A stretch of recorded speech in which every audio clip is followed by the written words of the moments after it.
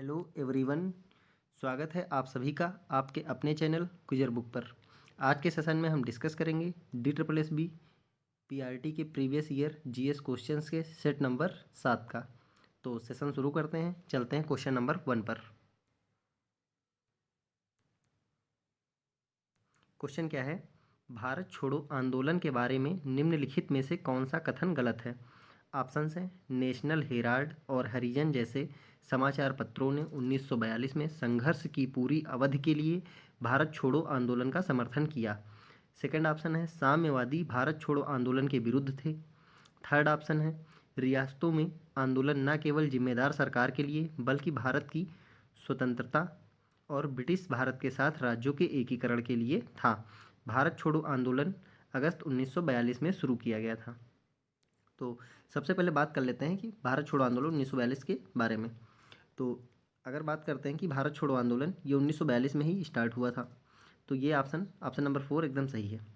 अब बात करते हैं थर्ड ऑप्शन की, रियासतों में आंदोलन न केवल जिम्मेदार सरकार के लिए बल्कि भारत की स्वतंत्रता और ब्रिटिश भारत के साथ राज्यों के एकीकरण के लिए था। तो इसमें राज्यों के एकीकरण की बात की गई थी, यानी ये भी कथन सही है। सेकंड क्या है, साम्यवादी भारत छोड़ो आंदोलन के विरुद्ध थे। तो ये भी बात एकदम सही है कि जो साम्यवादी विचारधारा के लोग थे वो इस आंदोलन का विरोध कर रहे थे। अब बचता है पहला कथन, नेशनल हेराल्ड और हरिजन जैसे समाचार पत्रों ने इसमें कोई भूमिका नहीं निभाई थी, यानी कि ऑप्शन नंबर 1 क्या हो जाएगा? गलत हो जाएगा।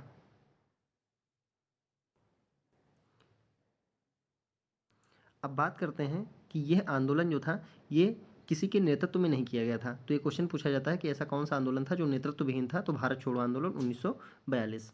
चलते हैं क्वेश्चन नंबर 2 पर। धमाल नृत्य किस राज्य में एक लोकप्रिय नृत्य रूप है? ऑप्शन है गुजरात, यहाँ पर गुजरात होगा, हरियाणा, छत्तीसगढ़, बिहार। तो इसका करेक्ट आंसर क्या हो जाएगा? हरियाणा, यानी कि ऑप्शन नंबर 2। अब देखते हैं कि हरियाणा के और कौन से लोकप्रिय नृत्य हैं। तो हरियाणा में धमाल होता है, फाग है, झूमर है, चाथी है, स्वांग है, ढाफ है। अगर बात करते हैं गुजरात की तो डांडिया, गरबा, टिप्पाणी, भावी। फिर छत्तीसगढ़ की बात करते हैं तो यहाँ का फेमस नृत्य है पंडवानी, पंथी, राउत नाचा। अब बिहार की बात करते हैं तो यहाँ पर एक फेमस, सबसे ज़्यादा फेमस नृत्य है विदेशिया और झिझियान, जाट जाटिन, डोमकच्छ। चलते हैं अगले क्वेश्चन पर। निसार मिशन के संदर्भ में निम्नलिखित में से कौन सा गलत है? ऑप्शन है इनमें से कोई भी नहीं। तो ऑप्शन आगे देखते हैं। मिशन रॉसकॉस्मॉस रूसी अंतरिक्ष एजेंसी है जो कि, और भारतीय अंतरिक्ष अनुसंधान संगठन इसरो के बीच साझेदारी है। निसार से एकत्रित आंकड़े पृथ्वी की परत के विकास और स्थिति के बारे में जानकारी प्रदान करेंगे। इसका उद्देश्य खतरों और वैश्विक पर्यावरण परिवर्तनों का अध्ययन करना था। तो बात करते हैं निसार। तो जो निसार मिशन था ये इसरो और नासा का मिशन है, इसरो प्लस नासा। तो अब यहाँ पर ये कथन गलत हो जाएगा। फिर इसको बनाया किस लिए गया था कि जो पृथ्वी है इसकी परत के विकास और स्थिति के बारे में पता लगाना और जो वैश्विक पर्यावरण के परिवर्तन हैं उनके बारे में अध्ययन करना। तो ऑप्शन नंबर 3 और ऑप्शन नंबर 4 सही है और हमें बताना था गलत। तो ऑप्शन नंबर आंसर हो जाएगा इसका ऑप्शन नंबर 2, यानी कि ये। अब बात कर लेते हैं कि ये एक सिंथेटिक अपार्चर रडार है, यानी ये रात में भी काम कर सकता है और बादलों के बीच में भी ये फ़ोटो ले सकता है। चलते हैं अगले क्वेश्चन पर।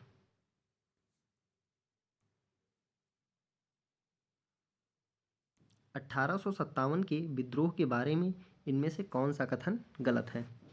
ऑप्शन है सिक्के ढलवाए गए और बहादुर शाह जफर के नाम पर आदेश जारी किए गए। सेकंड ऑप्शन है झांसी में रानी लक्ष्मीबाई ने मुगल सम्राट के नाम पर प्रशासन शुरू किया। थर्ड है बहादुर शाह को सभी विद्रोही नेताओं द्वारा सम्राट के रूप में मान्यता दी गई। फिर है बरेली में खान बहादुर खान ने मुगल सम्राट के नाम पर प्रशासन का संचालन किया। तो बात करते हैं 1857 का जब विद्रोह हुआ था तो जो बहादुर शाह जफर जो कि उस समय मुगल नेता थे उनको सभी मतलब जो कार्य ये थे आपके जितने भी विद्रोही थे इन्होंने उनको अपने नेता के रूप में उपाधि दी और उनके नाम पर आदेश जारी किए गए।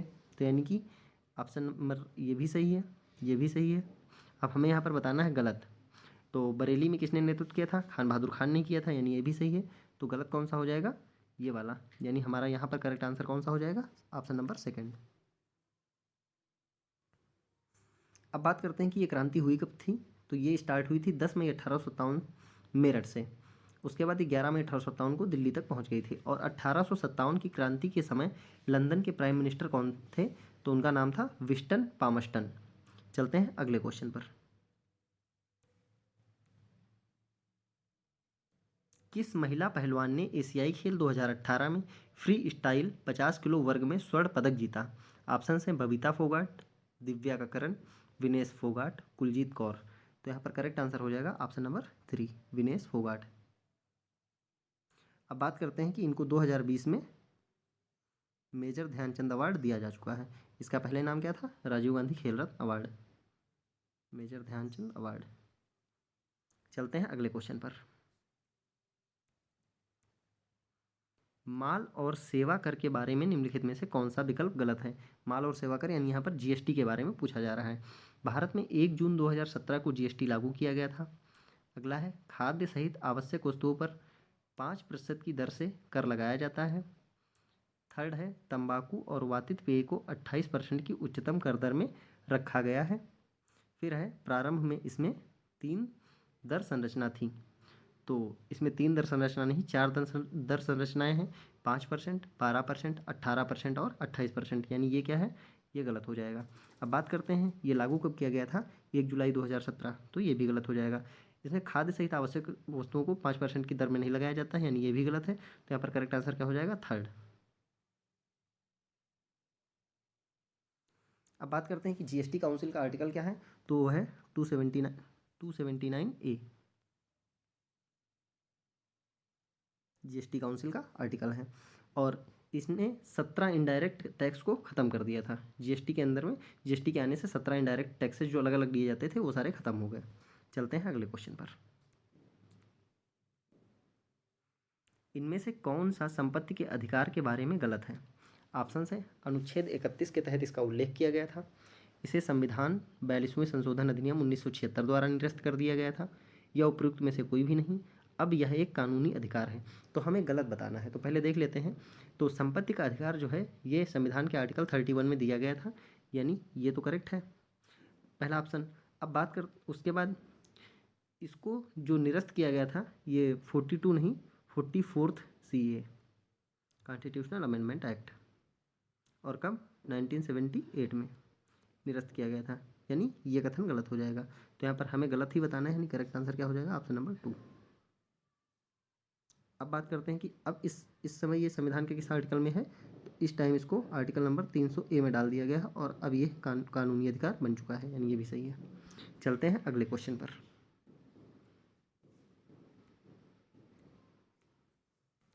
प्रसिद्ध हार्नबिल त्यौहार भारत के किस राज्य में मनाया जाता है? ऑप्शन हैं लक्षद्वीप, त्रिपुरा, नागालैंड, हरियाणा। तो यहाँ पर करेक्ट आंसर हो जाएगा ऑप्शन नंबर 3, यानी कि नागालैंड। अब यहीं पर अगर आपसे ये पूछ ले कि पाक्के हार्निबल, हार्निबल नागालैंड में है, अगर ये पूछा जाए कि पाक्के हार्निबल ये कहाँ मनाया जाता है, तो ये है अरुणाचल प्रदेश। चलते हैं अगले क्वेश्चन पर।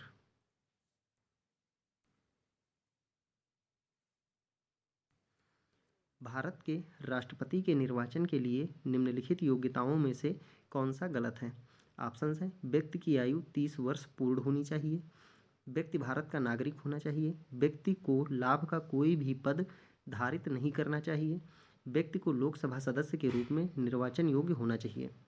तो अब यहाँ पर बात करते हैं, पहले देख लेते हैं योग्यताएं। तो व्यक्ति भारत का नागरिक होना चाहिए, एकदम सही बात है। व्यक्ति को लाभ का कोई भी पद धारित नहीं करना चाहिए, ये भी सही है। लोकसभा सदस्य के रूप में निर्वाचन योग्य होना चाहिए, ये भी सही है। लेकिन उसकी आयु कितनी होनी चाहिए? 35 वर्ष। तो यानी कि फर्स्ट ऑप्शन क्या है? 30 वर्ष, यही गलत हो जाएगा। चलते हैं अगले क्वेश्चन पर। और राष्ट्रपति का आर्टिकल कौन सा है? 52। ना तो लाभ ना तो हानि की स्थिति को क्या कहा जाता है? ऑप्शन है असंतुलित बिंदु, लाभ और हानि के बिना, या समान, लाभ अलाभ स्थिति। तो यहाँ पर करेक्ट आंसर हो जाएगा आपके पास ऑप्शन नंबर 4। असंतुलित बिंदु नहीं हो सकता, क्योंकि असंतुलित बिंदु का मतलब होता है कि अनबैलेंस्ड कंडीशन है, और लाभ और हानि के बिना भी नहीं, स्थिति पूछी गई तो उसको लाभ लाभ स्थिति बोलेंगे। चलते हैं अगले क्वेश्चन पर। एक ऐसी प्रक्रिया है जिसमें घोल से घुले हुए अकार्बनिक ठोस पदार्थ हटा दिए जाते हैं। लौटता परासरण, विपरीत परासरण, संरक्षित परासरण या प्रतिकर्षण परासरण। तो यहाँ पर इंग्लिश में इनको देख लेते हैं। रिवर्ट आस्मोसिस, रिवर्स आस्मोसिस, रिजर्व आस्मोसिस या रिपल्सन आस्मोसिस। तो यहाँ पर करेक्ट आंसर हो जाएगा ऑप्शन नंबर 2, रिवर्स आस्मोसिस यानी विपरीत परासरण, जिसका यूज हम करते हैं पानी को शुद्ध करने के लिए, इसलिए ये घुले हुए कार्बनिक ठोस पदार्थों को हटा देता है। चलते हैं अगले क्वेश्चन पर। अनुच्छेद 19 के तहत प्रत्येक नागरिक को कौन सा अधिकार नहीं है? ऑप्शन हैं शांतिपूर्वक और शस्त्र के बिना एक साथ एकत्रित होने का अधिकार, भाषण और अभिव्यक्ति की स्वतंत्रता का अधिकार, संघ बनाने का अधिकार या शोषण और बेगारी के विरुद्ध अधिकार। तो अगर बात करते हैं जो मौलिक अधिकार हैं, 14 से 18 के बीच में समानता की बात की गई है, और 19 से 22 के बीच में स्वतंत्रता की बात की गई है, और 23-24 में शोषण के और बेगारी के विरुद्ध। तो यहाँ पर गलत कौन सा हो जाएगा? फोर्थ, यानी कि करेक्ट आंसर क्या हो जाएगा यहाँ पर? फोर्थ ऑप्शन, क्योंकि ये शोषण और बेगारी आर्टिकल 23 और 24 में आता है। बाकी दिए गए तीनों ऑप्शन आर्टिकल 19 के अंतर्गत आते हैं। चलते हैं अगले क्वेश्चन पर। यूनेस्को का मुख्यालय कहाँ स्थित है? ऑप्शन है पेरिस, जिनेवा, लंदन, न्यूयॉर्क। तो इसका करेक्ट आंसर क्या हो जाएगा? पेरिस। अब बात कर लेते हैं कि इसकी स्थापना कब हुई थी। तो 1945, 16 नवंबर 1995 को इसकी स्थापना हुई थी, और इस समय इसके प्रेसिडेंट कौन है? ऑड्रे ओजली। चलते हैं अगले क्वेश्चन पर। इनमें से कौन सा शहर ओलंपिक 2020 की मेज़बानी करने वाला है? Toronto, Paris, Tokyo, London. तो यहाँ पर करेक्ट आंसर क्या है? टोक्यो। जो 2020 के ओलंपिक हैं ये टोक्यो में आयोजित किए गए थे। अब बात करते हैं कि ये संस्करण कौन सा था। तो ये था 32वें नंबर का ओलंपिक। अगर इसके बाद की बात कर लेते हैं कि 2024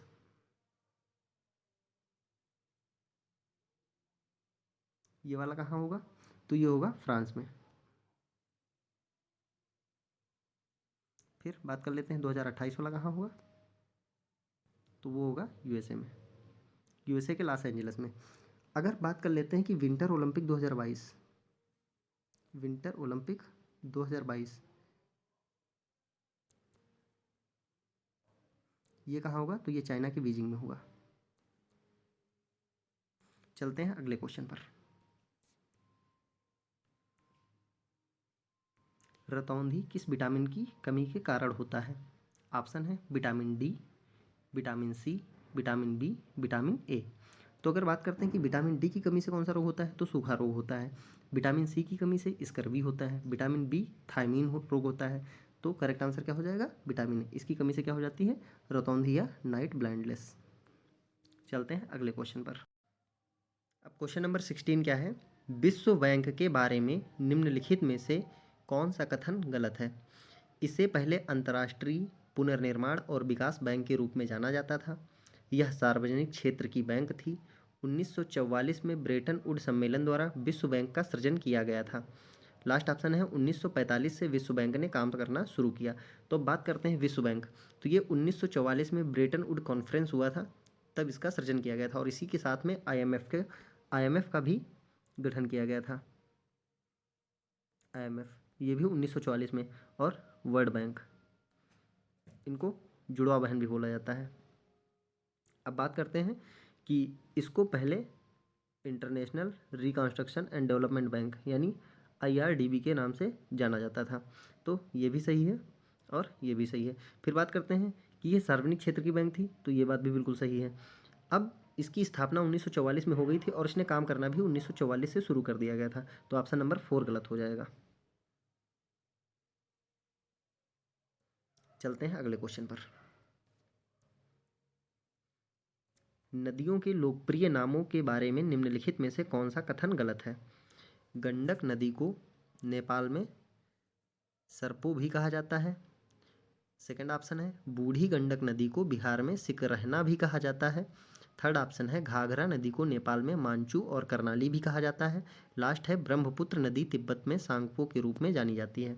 तो अब देखते हैं, तो ब्रह्मपुत्र नदी को तिब्बत में सांगपो बोला जाता है, ये बात एकदम सही है।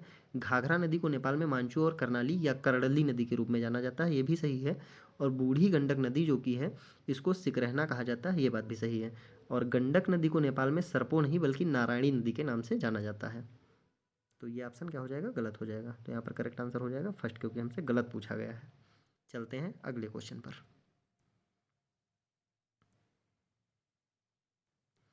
प्रधानमंत्री श्री नरेंद्र मोदी को विज्ञान भवन नई दिल्ली में मेक इन इंडिया पहल का औपचारिक रूप से शुभारंभ किया गया।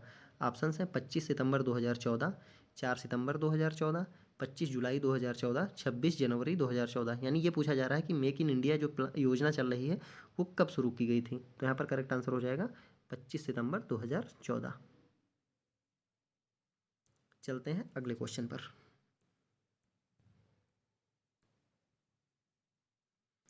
निम्नलिखित चोटियों को उनकी ऊंचाइयों के अनुसार आरोही क्रम में व्यवस्थित कीजिए। आरोही का मतलब होता है बढ़ते क्रम में, मतलब पहले जो सबसे कम हाइट की है वो, फिर उसके बाद उससे बड़ी, उससे बड़ी, उससे बड़ी। तो सबसे पहले देख लेते हैं मकालू। मकालू की हाइट कितनी है, ये है 8,485 मीटर। अब बात कर लेते हैं कि धौलागिरी की ऊंचाई कितनी है। तो धौलागिरी की है 8,167 मीटर। उसके बाद बात करते हैं कि अन्नपूर्णा की हाइट कितनी है। तो अन्नपूर्णा की है 8,091 मीटर। फिर बात कर लेते हैं कि नंदा देवी की हाइट कितनी है। तो नंदा देवी की हाइट है 7,816 मीटर। तो यहाँ पर हमें लिखना है आरोही क्रम में, यानी बढ़ते हुए क्रम में। तो सबसे पहले आएगी नंदा देवी, फिर आएगा अन्नपूर्णा, फिर धौलागिरी, फिर मकालू। यहाँ पर इस क्वेश्चन में ऑप्शंस गलत दिए गए हैं। सबसे पहले हो जाएगा आपके पास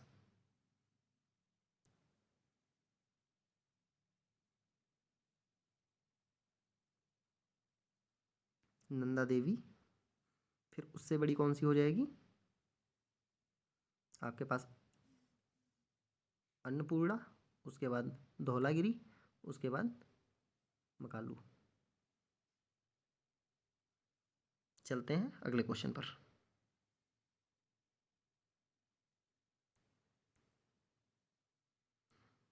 भारतीय संविधान में वित्तीय आपातकाल से संबंधित प्रावधानों में कौन सा गलत है।